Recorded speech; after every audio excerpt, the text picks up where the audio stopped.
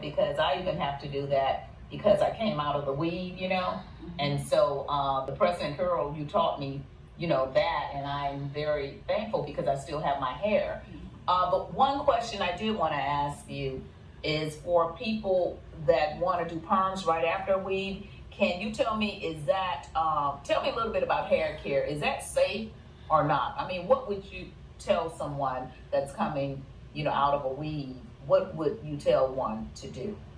Well, first of all, they need a good hair and scalp conditioning treatment. And then they can go into whatever. Be it a permanent color, or a relaxer, or a press and curl. But they must have their hair conditioned so properly. Now that is very well said, because a lot of people, when they come out of weaves, you being a professional and you being a teacher, one time I think you taught, didn't you, at a school?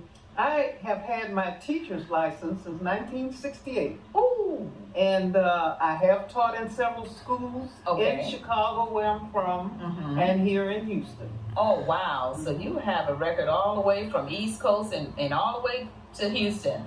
And Carolyn, tell me, did you have any girls? Did you have any girls that had hair problems that I know you stayed on their head? Well, I did have 3 daughters. And I taught them to care for their hair.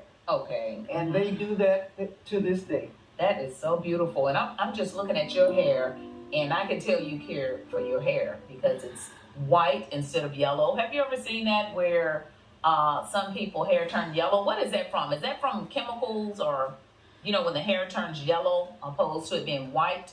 What would one do?